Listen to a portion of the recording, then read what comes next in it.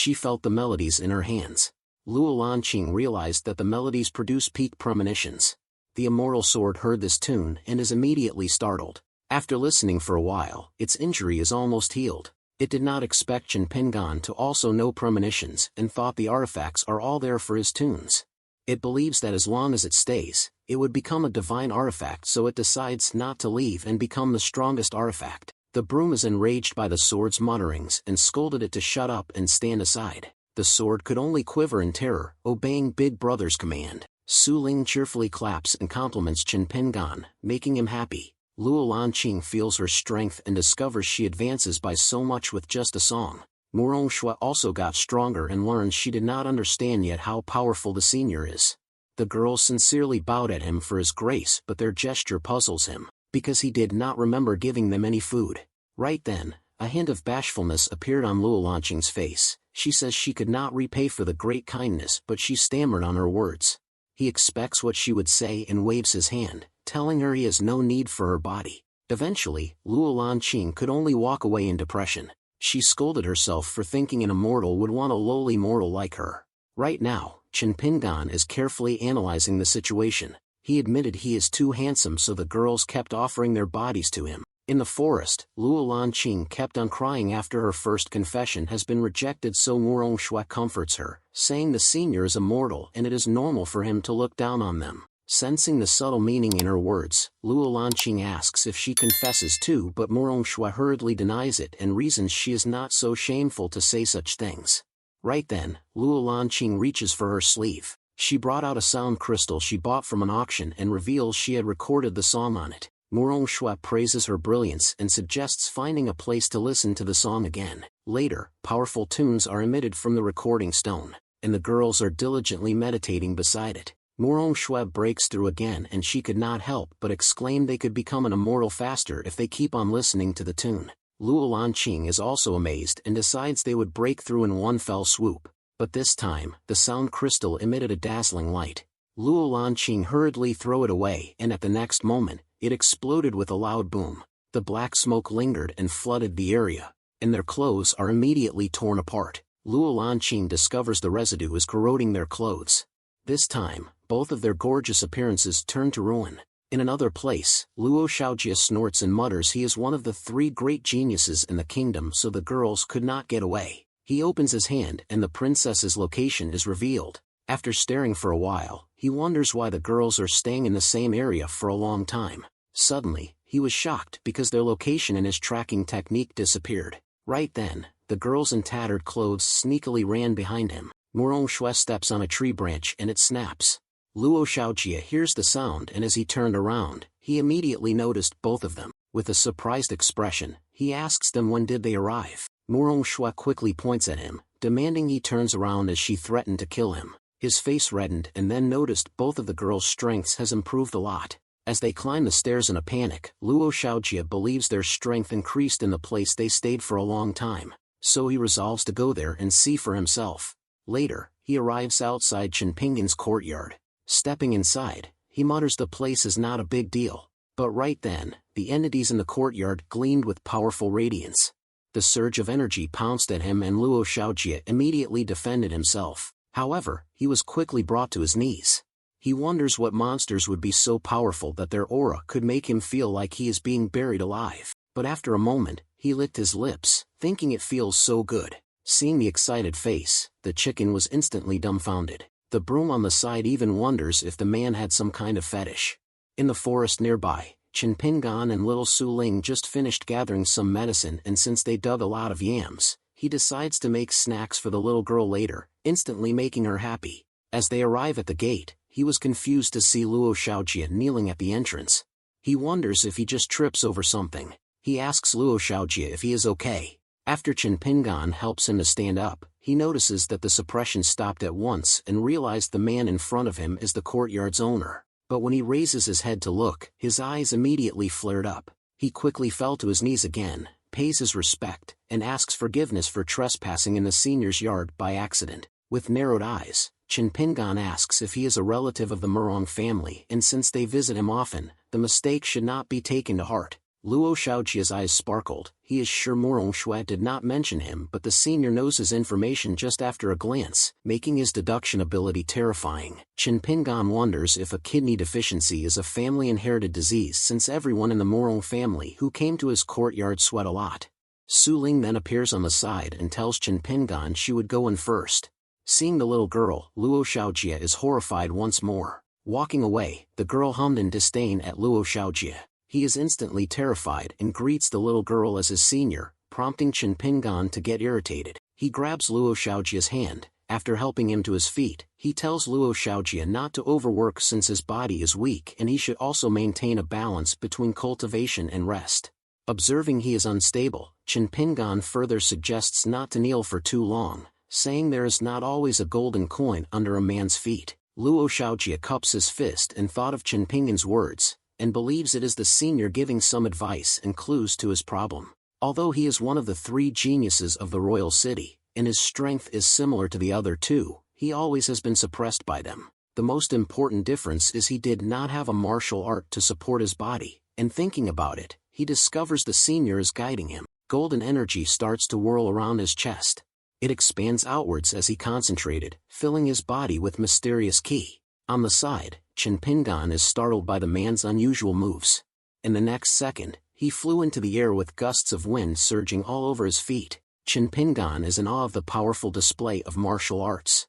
On the air, Luo Xiaojia is amazed after creating 3 martial arts in one go, and although it is instructed by the senior, it is still a great feat that could only be achieved by a genius such as him. Suddenly, Chen Pingan shouts are heard from below, telling Luo Xiaojia to go back and pay attention to balance in life, make his body healthy, and not to kneel for too long and cause his blood to not circulate. The words puzzle Luo Xiaojia and he mutters if something is wrong. Right then, a sudden burst of energy interrupted the wind on his feet and nearly made him fall. He discovers there is a problem with his new martial art. Without hesitation, he flies away, thanking Chen Pingan for the advice. Looking at the disappearing figure, he wonders if reminding someone to invigorate the kidneys is also considered advice. Later, Chen Pingan and little Su Ling go out, and while they were walking, he asks what she would like to eat. The girl happily answers watermelon, which leaves him in confusion since she is asking for it again. Suddenly, he hears a couple of cultivators talking about a girl's location. After being asked if the girl is near, the other cultivator also answers it is true, and many others have come to the place to investigate. Seeing this scene, he is baffled why many cultivators have appeared. In the courtyard, the peach tree blames the kitchen knife for his actions, which caused the cultivators to appear all over the place. The chicken also adds that if the people explore their place, their master's peace would be destroyed. Seeing kitchen knife remain silent, the fish points the blame again, asking the kitchen knife to solve the problem. In annoyance, kitchen knife could only condemn the immortal emperor for being rubbish, the trashiest immortal emperor he has ever seen, but the master did not ask him to go, so he could not go out now. Behind the door, the immortal sword peeking outside heard the words and is thoroughly amazed at its big brother's confidence. In the flash, kitchen knife appears before the sword and greets it with a smile. As the sword hid for his life, kitchen knife asks it to do something. Seeing that its injuries are almost recovered and it is now able to transform, kitchen knife commands it to go out and assess the situation and lead the others who came to explore elsewhere. The immortal sword wants to cry, but tears won't come out, so it could only plead to turn back. But kitchen knife firmly holds it down with a menacing aura. In the end, the immortal sword helplessly salutes, receives the orders, and declares to complete the task. And after a moment, a golden light streaks through the sky. Meanwhile, in the devastated place, the immortal sword arrives and assumes everyone would trace the damage from here. Since this is another ruin flattened by the beam of light from the immortal realm, the place will catch attention. The sword suddenly glows and transforms. Afterward, he determines to raise the place. In a flash, countless sword strikes are sent. The area is in complete ruins and the chaos has spread throughout, leaving devastation in its wake. He appears to be fulfilled and finds joy as he destroys the place more and more. At this moment, a group instantly sees the commotion and recognizes him as a humanoid celestial artifact. Immortal Sword also detects their arrival and smiles. When everyone wonders if they can catch the immortal treasure to be invincible in the world, the leader of Tianzuan Tower called Long Outyin replies he has a solution. He shows the treasure, Sleepy Immortal Formation, and together, they can activate it and trap the immortal treasure. Everyone immediately agrees to cooperate, and whoever the immortal treasure chooses as its master depends on their respective chances. At the same time, Immortal Sword appears to be interested in their plan. Long Out Yin gestures a hand seal and a magic circle appears. Consequently, a vast magic circle appears on the ground beneath Immortal Sword. It has been a long time since he sees such a formation and is looking forward to it. 2 hours later, he grows bored. One of the old men falls to his knees as he can't hold on anymore. Another's chi is also exhausted and he is on the brink of collapse. But they persevere until the end. They raise their hands together and channel their last bit of chi. On the other hand, Immortal Sword feels annoyed watching them struggle with insufficient chi and rubbish cultivation bases. He could not help but ask them if he should let himself be trapped. It is worthy of being an immortal treasure, so Long Out Yin clenches his teeth as his chi is about to be drained. Fortunately, the immortal treasure did not leave, and as long as his formation is working, he will have the best chance to be recognized as its master. Right then, the formation is finally done. Long Out Yin braces himself for the last push. Chains abruptly come out from the formation, countless of them envelope Immortal Sword at the center. The next second, he is bound, rendering him unable to move. Long Out Yin joyfully celebrates his success. Unfortunately, it is not enough. Right now, it is time for Immortal Sword's debut. Within a second, the chains break and the formation collapses. Long Out Yin falls to his knees. The likes of him could not subdue the immortal treasure at all. Immortal Sword then declares he does not kill ants and he came down to find a destined master. He points at the mountains from afar, revealing he will show up on the mainland 1 month later. For the one who is destined, he will be the world's #1 and he will get a place in the immortal world, he promises, as he thought it will be enough to lead them away. Amidst the cultivators' fearful gazes, Immortal Sword flies away. As soon as he left the area, everyone sighs in relief. Death just passed by, even making one of them piss his pants. They decide to leave, supporting each other to spread the news. Long Out Yin helplessly sighs at how big the world is. He thought someone who could rival him in the mortal world does not exist, but now he realizes it is only his ridiculous illusion. When he remembers his hometown is near, he decides to visit it since 100 years have already passed. Meanwhile, Chinpingyin's door slowly opens. Immortal Sword then peeks inside and called Big Brother, reporting the matter has been settled and the mortal cultivators will never come again. Kitchen Knife voices his praise and warns him to morph into an ordinary weapon, otherwise he will be obliterated once seen by the master. Immortal Sword feels horrified as he asks if he would be killed once he is seen using immortal power. Right then, the door opens again, making the Immortal Sword jump in fright. He hurriedly turns into a sword and stations himself in the corner as Chen Pingan and Su Ling entered inside. Looking in the sword's direction, Chen Pingan feels strange and wonders where is the axe he bought last time. At the same time, Immortal Sword notices Chen Pingan's chi has disappeared. He wonders if it is because of the cultivator's sudden influx, so he hid it. Right then, Chen Pingan glances at the sword. He picks it up and mutters he would try it today, which makes Immortal Sword confuse. Soon, however, he realizes he would be used for chopping down trees. Meanwhile, in a broken house, Long Out Yin has a sense of nostalgia. He did not expect his old house to be still there. Hundreds of years have passed and his parents have already passed away many years. Right now, he is also old. However, after his return, he can still recall the good old days. Suddenly, his cultivation increased and he discerns cultivating the heart is also important for breaking the bottleneck. He used to think that cultivating hard is the right way, but now he finds it wrong.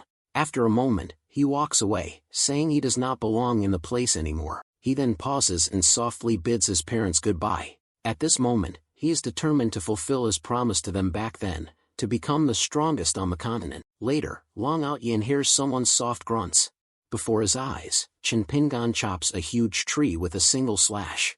At the same time, Long Out Yin is shocked to see the immortal treasure. Chen Pingan, on the other hand, holds the immortal sword closer as he admires how it is so convenient to cut trees with it. Long Out Yin falls into a stupor after seeing a man chopping wood with an immortal weapon, and he could not help but wonder if he is hallucinating after being hit too hard a while ago. Similarly, the sword is in disbelief and his lifetime of wisdom in the immortal world becomes useless in an instant. He thinks it is fortunate that no one saw it, but before he could finish his wishful thought, he immediately sees someone's presence.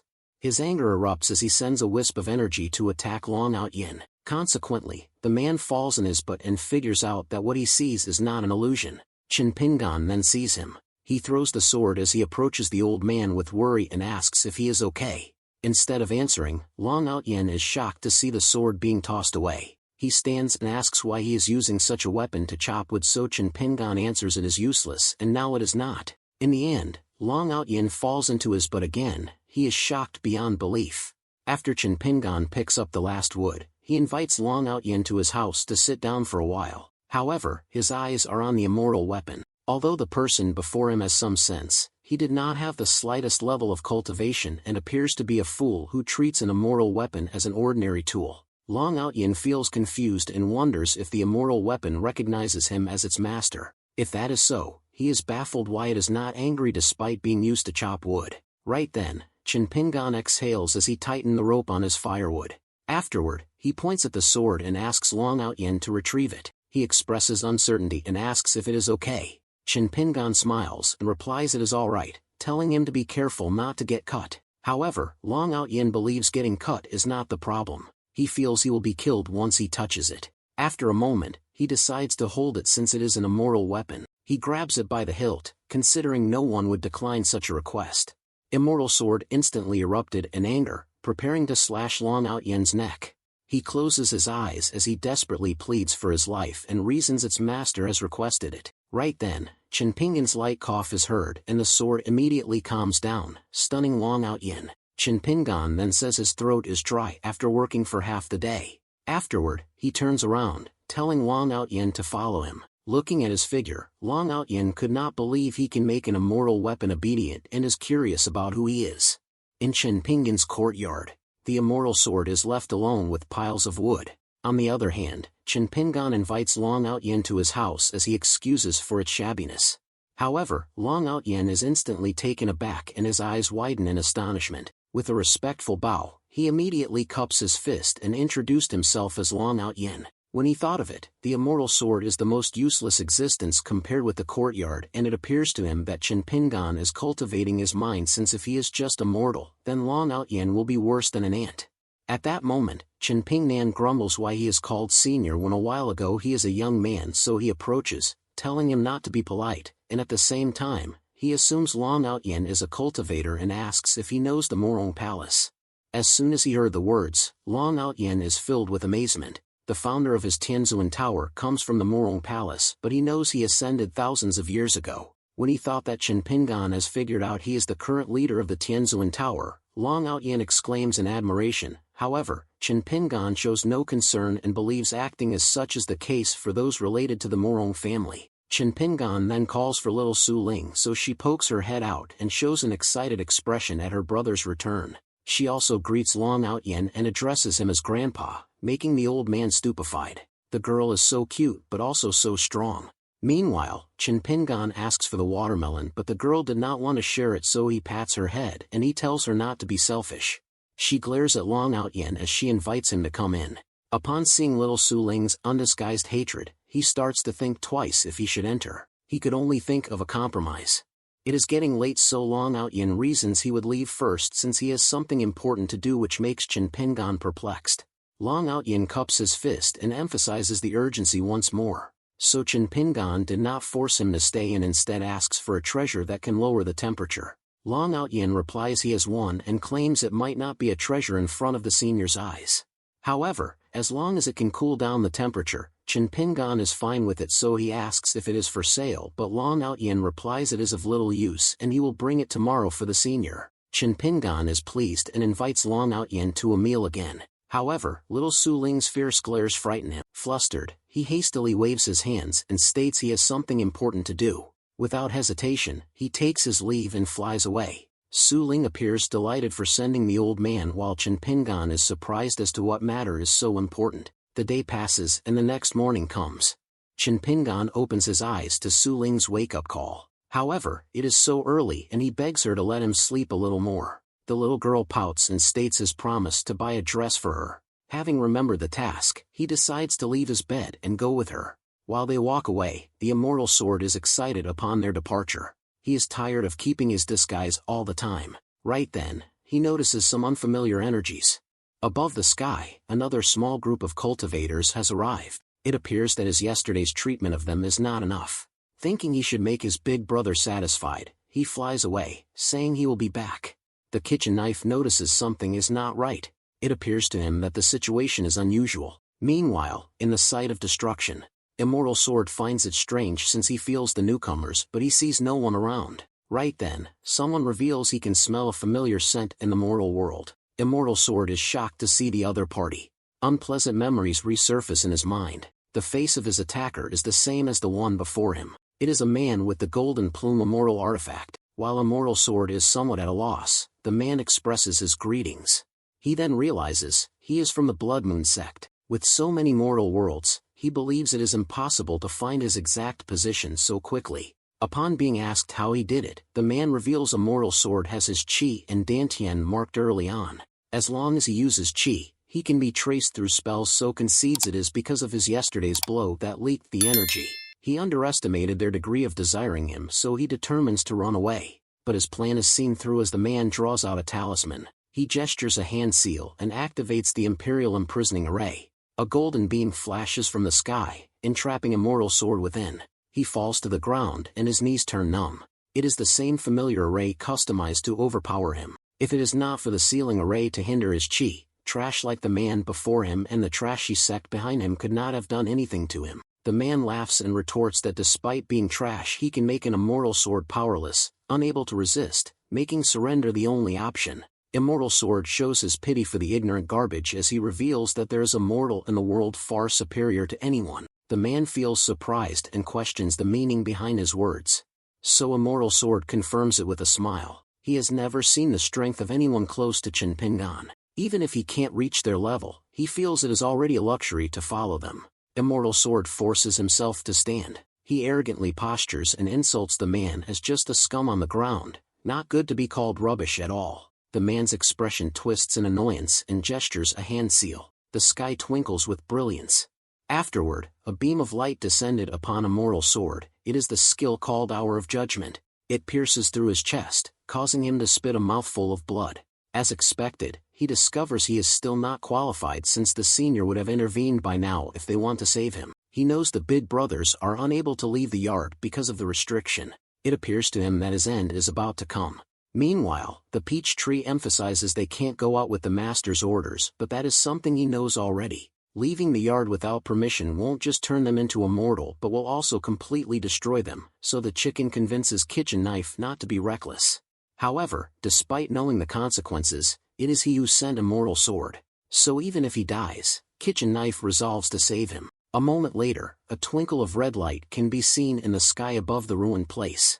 The red light zooms into the ground, causing debris to fly away. The man is shocked to see someone with such a strong aura. Within the center of the cloud of smoke, Kitchen Knife appears. When he gets angry, even the gods and Buddhas have to kneel down, but now a little worm from the immortal realm dares to incur his wrath. Slumped on the ground, Immortal Sword worriedly called out to his big brother. Kitchen Knife questions how can a rubbish formation trap him. Without waiting for a reply, he flicks the formation. Afterward, a shockwave spreads all over the place as the formation shatters smoothly. The man frightfully proclaims he is the elder of the Blood Moon sect in the immortal realm and questions Kitchen Knife for intervening in his business. Kitchen Knife's finger erupts with a powerful wisp of energy. A word beam flash as he questions the man if he is even worthy. Within a blink of an eye, the man's head bursts into nothing. Immortal Sword is worried because his big brother came out, but Kitchen Knife shuts him up, telling him to come back. The words stun Immortal Sword in place. After a moment, a warm current flows into his heart and he smiles gratefully. Back in Chinpingan's courtyard, everyone waits in front of the door. Anxiety is painted all over their faces. Meanwhile, Kitchen Knife can be seen kneeling inside the house. There is an apparition of a lady before his eyes. "You broke the taboo," she utters with her back against him. At the same time, in the immortal Blood Moon sect, an attendant addresses a man as the sovereign as he reports Zhou Hu's life card explosion. The man is astonished upon hearing the news. He wonders who can kill a person from the immortal realm, and after thinking it is about the one who could break a light beam from the immortal emperor, he believes it should be someone comparable. He suddenly smiles. It seems that he will soon be able to share the world with the immortal emperor. Meanwhile, Chinpingan returns to his courtyard with little Su Ling as he asks her if she has fun buying a bag full of new clothes. Su Ling is delighted and answers it is a great day. Waiting at the gate, Long Out Yin greets them. Qin Pingan is surprised to see him and asks why he was waiting outside so long. Out Yin replies it is difficult to go in. He then brings out the topic of the thing that could lower the temperature as he presents the mysterious sky ice crystal Qin Pingan desires. He is instantly delighted and suggests Long Out Yin should come and sit inside when he comes again. Entering the courtyard, Qin Pingan further insists on Long Out Yin's stay since yesterday he is in a hurry. Outside Qin Pingan's courtyard, a brilliant golden light suddenly descended. The source of the light was none other than the immortal emperor himself. Puzzled, he questioned why he was unable to sense the cultivation base of the immortal realm that he had just detected moments ago. With this thought in mind, he cautiously pushed open the door to the courtyard, wondering if the answer lay within. What he saw inside left him completely astonished. Meanwhile, Long Out Yin is enjoying the benefits of his meals, which are specifically designed to improve his cultivation. Notably, even the tea he is served has the potential to enhance his spiritual roots. After drinking it, Long Out Yin is surprised to find that his bottleneck has disappeared, and he realizes that he has been given a tremendous opportunity. He wonders if Qin Pingan is expressing his gratitude for the crystal by providing him with these special meals. Looking at the crystal, which is being used as a freezer for watermelons, Long Out Yin remarks on the peculiarity of Qin Pingan's methods. However, Qin Pingan did not expect the crystal to be so effective, and he has been wanting a refrigerator for quite some time now because he finds iced watermelon to be particularly delicious. Qin Pingan places the watermelon on the table and encourages Long Out Yin to eat it without hesitation. However, Long Out Yin begins to have second thoughts when he notices that little Su Ling is glaring at him with undisguised hatred. In response, Qin Pingan hits Su Ling on the head and reprimands her for being rude to their guest. He also warns her against eating too much iced watermelon as it can cause diarrhea. Su Ling sadly holds her head and agrees to abide by Qin Pingan's instructions. As Long Out Yin reached for the watermelon, he declared he would help himself. Afterward, he held the watermelon close to him and stammered a thank you. Given that he believed the tea and meals were magical, he assumed the watermelon must be too. Taking a bite of the watermelon, an explosion occurred within his dantian, which is a sign of a breakthrough to the earth immortal realm. Surprised by this sudden change, he wondered how an ordinary watermelon could have such an effect. It crossed his mind that it might have been the powerful kitchen knife, and when the watermelon was cut, it was infected with the chi of the kitchen knife. At this moment, the kitchen knife felt very slimy and uncomfortable, wondering when he could take a wash. After finishing the watermelon, Long Out Yin thanked Qin Pingan for the opportunity and the unpayable great grace. He promised to do his best in the future, as his breakthrough would produce a huge burst of energy. Furthermore, he couldn't afford to provoke Qin Pingan by destroying the house. So, he stood up, said he had important matters to attend to, and ran away, making Qin Pingan ask why he was anxious again. As Long Out Yin opened the door, he saw a man kneeling on the ground in front of him and wondered who he was. The immortal emperor noticed that Long Out Yin was unaffected by the pressure of the yard and tried to call out. However, Long Out Yin didn't wait any longer, passed, and asked for forgiveness, stating he was not free. While Long Out Yin's back was departing, the immortal emperor looked at him and realized he was about to break through into the earth immortal realm. However, he didn't seem to be the master of the place. Qin Pingan called out to Long Out Yin and asked him not to run far, as there was a toilet in his home. When the immortal emperor heard Qin Pingan's voice, he was instantly shocked. He looked at Qin Pingan, who resembled the body of the Tao. At this moment, the immortal emperor realized why the yard was full of terrifying existence.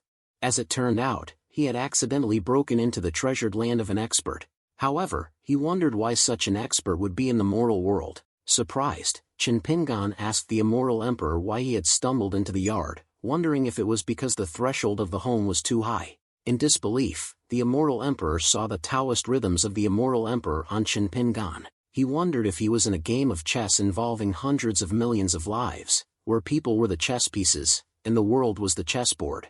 It seemed that two seniors were simply playing, and he was just a pawn to them. Qin Pingan wore a worried look as he asked about the immortal emperor's condition and inquired about any possible injuries.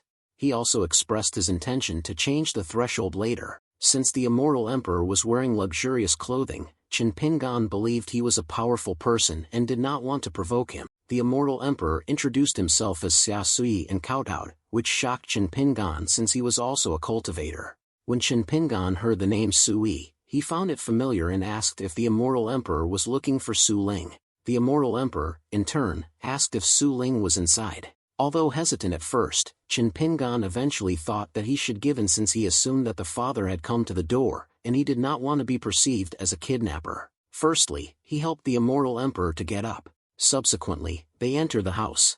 Afterward, Chin Pingan pointed at Xia Sui and asked Su Ling to check if he was her father. However, Su Ling claimed she had never seen him and had no memory of him. Consequently, Xia Sui was full of questions and asked if Su Ling was really his daughter. In response, Su Ling replied she did not know him. Chin Pingan stared at Xia Sui and asked what the matter with him was. Eventually, Chin Pingan asked if he was really her father, but Xia Sui stammered and felt conflicted. When asked about Su Ling, Xia Sui explained that she had been cursed by a ruthless immoral venerable. As a result, he had no choice but to trap her in the secret realm for thousands of years. Xia Sui then wondered if the seniors counted the fate of each chess piece, but he knew he was just an insignificant ant and Su Ling was merely a pawn to them. Feeling frustrated, Xia Sui clenched his fist and declared that he would not hide the fact that he had been separated from Su Ling for a while. Believing that Su Ling should be more mature, Xia Sui couldn't help but have doubts about her appearance. Chin Pingan noticed this and questioned why Xia Sui didn't even remember his own daughter. This made Chin Pingan start to doubt Xia Sui's identity as Su Ling's father, and he asked where her birthmark was. When Xia Sui answered that Su Ling had a snowflake-like birthmark on the back of her neck, it turned out to be correct. This revelation shocked Chin Pingan, who then realized that Xia Sui was actually Su Ling's father. After tapping her head, Chin Pingan asked Su Ling whether she wanted to stay or go with Xia Sui since she didn't have any memory of her father. Su Ling chose to stay, and Chin Pingan suggested that perhaps her memory of Xia Sui was missing after they separated. He then asked Xia Sui if he would be willing to let Su Ling stay with him. Since Su Ling was at the right age to study, Chin Pingan offered to take care of her and share his knowledge with her. Xia Sui was surprised by Chin Pingan's generosity and willingness to teach Su Ling everything. Xia Sui kowtowed and expressed his gratitude, while Chin Pingan replied that Xia Sui didn't have to thank him. Chin Pingan also wondered why Xia Sui was trying so hard and thought that perhaps Xia Sui had heard that he used to teach in the town. Meanwhile, in a forest nearby, Long Out Yin's aura was surging. He made a hand seal, and his energy burst outward, uprooting all the trees around him. With the breakthrough successful, he finally stepped into the Earth Immortal Realm. At that moment, Xia Sui approached and expressed his congratulations to Long Out Yin for the breakthrough. After Long Out Yin cupped his fist, he expressed that during the senior's visit, he was on the verge of a breakthrough and thus could not fulfill the expected courtesies. He hoped for the senior's forgiveness. In response, Xia Sui offered reassurance that the issue was not a problem because they both shared a relationship with the senior. Moreover, he suggested that if Long Out Yin was interested, they could refer to each other as brothers. Long Out Yin agreed and thought the relationship was even better than getting an immoral artifact, making his trip here not a loss. Xia Sui held Long Out Yin's shoulder and told him to inform him when he reached the immoral realm. Long Out Yin got the guidance of the senior, and Xia Sui was sure that he would break through the infant immortal realm very soon.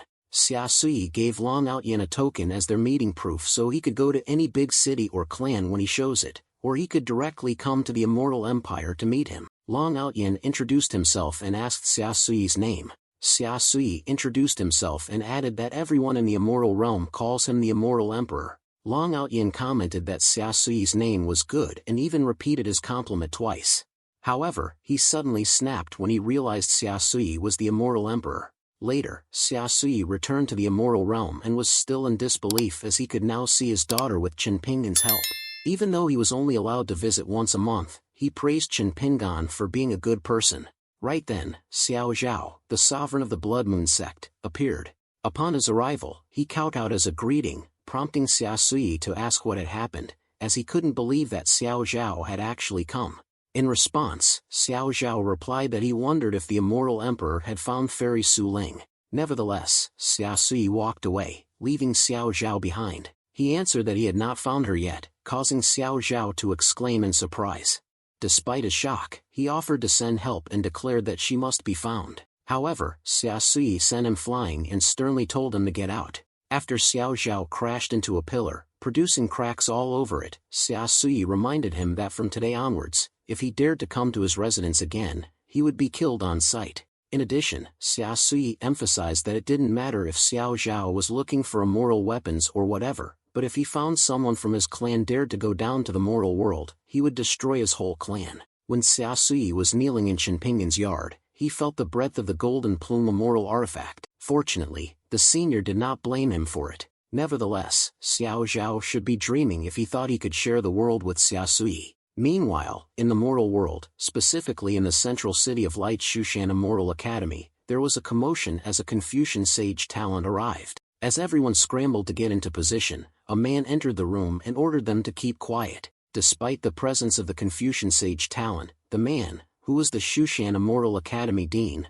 proceeded to lecture the disciples about maintaining their composure. However, the disciples thought otherwise, considering that the dean himself had shown up in the middle of his bath and was in no position to lecture them. After being called out, Xingua Zimo presented himself. Upon seeing his talent, the dean questioned if he learned from childhood or if a teacher had advised him. Zimo answered that he started learning at the age of 13. Moreover, he has consulted with Mr. Chen in the town for the past 4 years. He believes that Mr. Chen's knowledge is beyond the sky. In fact, he thinks that if Mr. Chen had cultivation skills, he would at least be immortal. The dean was curious and asked Zimo to read any poems Mr. Chen wrote, as he had never heard of him. The dean did not know which wild man was lucky enough to pick up the talented treasure. He hopes Mr. Chen did not mess up the boy's chances. Right then, Zimo replied that Mr. Chen had written numerous poems. Therefore, he will read a poem that Mr. Chen gave him when he sent him off.